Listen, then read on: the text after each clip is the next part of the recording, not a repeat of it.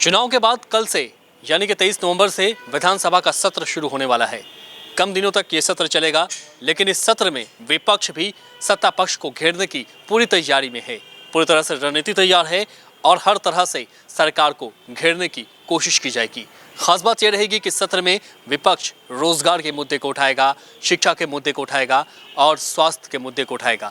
अब देखना यह है कि इस विधानसभा सत्र में विपक्ष के तेवर कितने तल्ख होते हैं और सत्ता पक्ष किस तरह से विपक्ष के तल्ख तेवर का जवाब दे पाती है।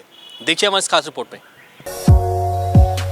वही सत्ता पक्ष संख्या बल के आधार पर मजबूत विपक्ष को जवाब देने के लिए खास रणनीति बनाने लगा है। राजनीतिक मामलों के जानकारों की माने तो संख्या बल के आधार पर मजबूत विपक्ष और फिर सत्ता से लौटने के बाद बुलंद हौसले वाली एनडीए एक दूसरे का सामना अपनी अपनी रणनीति के तहत करेंगे।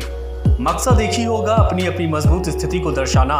मुख्यमंत्री नीतीश कुमार के नेतृत्व में एनडीए की नई सरकार के गठन के बाद नई विधानसभा का पहला सत्र 23 नवंबर से शुरू होने जा रहा है, जो 27 नवंबर तक चलेगा। नवनिर्वाचित विधायकों के स्वागत के लिए विधानसभा को तैयार किया जा चुका है। कोरोना के खतरे को देखते हुए सत्र का आयोजन सेंट्रल हॉल में किया जाएगा। शुरू के 2 दिन विधायकों की शपथ में गुजर जाएंगे। इसके बाद 25 नवंबर को नए अध्यक्ष का चुनाव होगा। अगले दिन 26 नवंबर को राज्यपाल फागू चौहान दोनों सदनों के सदस्यों को संयुक्त रूप से संबोधित करेंगे। सत्र के आखिरी दिन 27 नवंबर को राज्यपाल के अभिभाषण पर धन्यवाद प्रस्ताव और सरकार की ओर से उत्तर होगा। इसके बाद सत्र को अनिश्चित काल के लिए स्थगित कर दिया जाएगा। कुछ ही सीटों के कारण सत्ता से चूक जाने वाला महागठबंधन इस बार संख्या बल के आधार पर बुलंद हौसले के साथ विपक्ष की भूमिका का निर्वहन करने को तैयार दिख रहा है। रोजी रोजगार, किसानों का मुद्दा, भ्रष्टाचार, स्वास्थ्य, शिक्षा, तमाम मुद्दों पर महागठबंधन एनडीए सरकार को घेरने की रणनीति में जुटा है।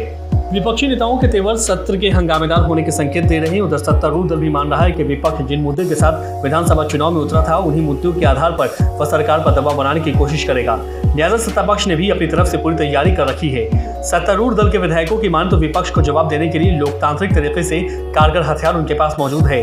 तथ्यों, विश्लेषण और आंकड़ों के आधार पर हालात की वास्तविकता के साथ सत्तारूढ़ दल के नेता विपक्ष को जवाब देने के लिए तैयार दिख रहे हैं। तथ्यों, विश्लेषण और आंकड़ों के आधार पर हालात की वास्तविकता के साथ सत्तारूढ़ दल के नेता और विपक्ष एक दूसरे को जवाब देने के लिए तैयार दिख रहे हैं। बहरहाल विधानसभा के नए सत्र में सत्ता पक्ष और विपक्ष की रणनीति एक दूसरे के ऊपर किस हद तक प्रभाव दिखा पाती है, फिलहाल यह बताना पाना मुश्किल है।